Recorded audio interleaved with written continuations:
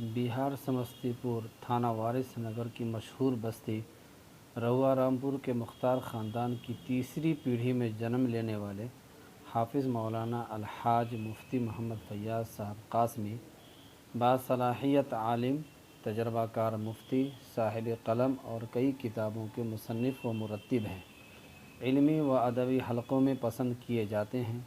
इनकी तहरीरी सलाहियत के ज़ेर असर रियाज़ी, मरने के बाद भी, एक हो जाओ तो, रहबर इंशा, उदास लम्हों के लिए, फ़िक़ही दरीचे और गुलशन अफ़कार जैसी अहम किताबें मंज़र आम पर आ चुकी हैं। इन किताबों में से एक उदास लम्हों के लिए इनकी तरतीब करदा बहुत ही अच्छी और पसंदीदा किताब है, जिसमें ज़राफ़त, तन्ज़-ओ-मिज़ाह और इल्मी लतीफ़ों पर मुश्तमिल मवाद इंतहाई दिलकश अंदाज में तरतीब दिए गए हैं। इंसान चाहे जितना भी गमगीन, फ़िक्र-ओ-यास और ज़हनी परेशानियों में घिरा हो, अगर वो इस किताब का कोई भी एक मज़मून पढ़ ले तो गोया वो सारी उलझनों को भुलाकर फ़रहत व नशात से भरपूर ज़िंदगी जीने की राह पर गामज़न हो जाता है। इस किताब की इसी इफ़ादियत के मद्देनज़र अब इसे सौती यानी ऑडियो की शक्ल में सामईन तक पहुँचाया जा रहा है। यह सिलसिला क़िस्तवार चलता रहेगा और ऑडियंस इसकी हर अगली क़िस्त के सुनने के इंतज़ार में बेताब रहेंगे। इसलिए इस सिलसिला की कोई भी वीडियो आप न छोड़ें, ताकि मज़मून की चाशनी से आप लुत्फ़ अंदोज़ होते रहें। इस किताब के उन्वानात भी बहुत दिलचस्प हैं, जैसे काज़ी कामयाब और मिल गया चश्मा, कर्फ़्यू और आदमी, हुए जो हम मर के, चाय नामा, मीर कल्लू की गवाही, मुशाअरा बज़्म परिंदगान, उफ़ ये सांसें, ये न थी हमारी किस्मत, जंगली मुशाअरा, बचपन के दिन, गुमशुदा वर्जिश, फोर व्हीलर और हाशिया दर हाशिया वग़ैरह बहुत ही दिलचस्प कहानियाँ और लताइफ़ हैं। इसी तरह के लताइफ़ और कहानियाँ आप भी सुनिए और सर धुनिए। तो चलिए अब बाज़ाब्ता शुरू करते हैं। उदास लम्हों के लिए किताब का पहला उन्वान है काज़ी कामयाब। अब कहानी के इस सिलसिले को हम असरार जामिई के इस शेर से शुरू करते हैं। उर्दू का एक आदमी है अंजुमन में चुप, उर्दू का एक आदमी है अंजुमन में चुप, ऐसा न समझे उर्दू से वो बेगुमान है, शुगर का वो मरीज़ है, परहेज़ है उसे, उर्दू को लोग कहते हैं शीरीं ज़बान है। तो आइए काज़ी कामयाब की पहली किस्त यानी पार्ट नंबर 1 शुरू करते हैं। दूसरों को कहते सुनकर हम भी उन्हें काज़ी कामयाब ही कहते हैं। कोई 10-12 साल पहले की बात है कि वो पड़ोस में हमारी तरह ही एक किराए के मकान में आकर रहे थे।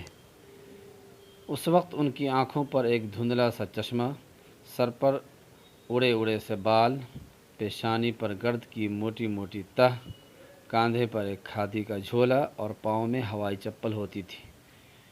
कुछ दिन तो वक्त आहिस्ता आहिस्ता मामूल के मुताबिक चलता रहा, लेकिन उसके बाद उसने जो रफ्तार पकड़ी तो देखते ही देखते काज़ी कामयाब पूरे उफ़क़ पर घटा बनकर छा गए और खुर्द व कलां, वज़ीर व फ़कीर सब उनके दाम में असीर नज़र आने लगे। हम आज भी उनके पड़ोस में किराए के मकान में रहते हैं, जिसकी छत अब पहले से ज़्यादा टपकने लगी है, लेकिन काज़ी साहब एक ज़ेरे ज़मी मंजिल को मिलाकर 6 मंजिला इमारत के मालिक हैं और पूरा शहर उनका कलमा गो है। यही देखिए कि जब कल 2 हफ्ते की गैर हाज़िरी के बाद हमारा दूध वाला आया तो हमने वजह पूछी। बोला, साहब भैंस किराए पर दे दी थी। भैंस भी किराए पर चलती है? हमने हैरानी से दरियाफ़्त किया। जी हाँ, काज़ी साहब ने लगवा दी थी। कैसे? وہ ایک بڑے افسر ہیں نا، ان کی بھینس کو قاضی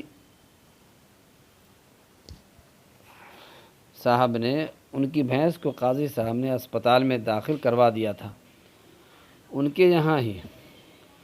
لیکن ان کی بھینس کو ہوا کیا تھا؟ کچھ نہیں صاحب، گابھن تھی۔ قاضی صاحب نے ان کے لیے اسپیشل وارڈ بک کروا دیا تھا۔ لیکن اس کی کیا ضرورت تھی؟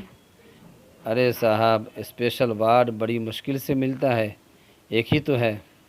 وہ تو قاضی صاحب نے بڑے ڈاکٹر کے لڑکے کا انگریزی اسکول میں داخلہ کروا دیا تھا، اس لیے مل بھی گیا۔ تو قاضی صاحب کی اسکول والوں سے بھی جان پہچان ہے؟ ارے انہوں نے اسکول کی عمارت کے نقشے جو پاس کروا دیے تھے، لیکن اسکول کی زمین پر تو کوئی جھگڑا تھا۔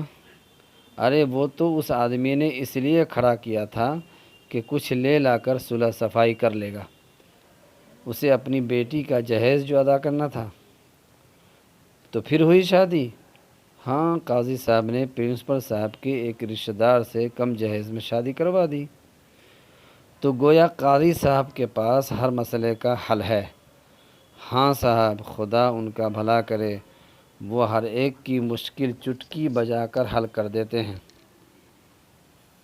قاضی صاحب کی کامیابی کی یہ داستانیں ہم برسوں سے سنتے آ رہے ہیں، اور اب حال یہ ہے کہ وہ ہمارے پہلو خودی میں ایک پھانس کی شکل میں ہمارے وجود کا ایک مستقل حصہ بن چکے ہیں۔ ایک زمانہ تھا کہ ہماری بیگم بھی ہمارے وجود کی معنویت کو قاضی صاحب کے پیمانے سے ناپا کرتی تھی۔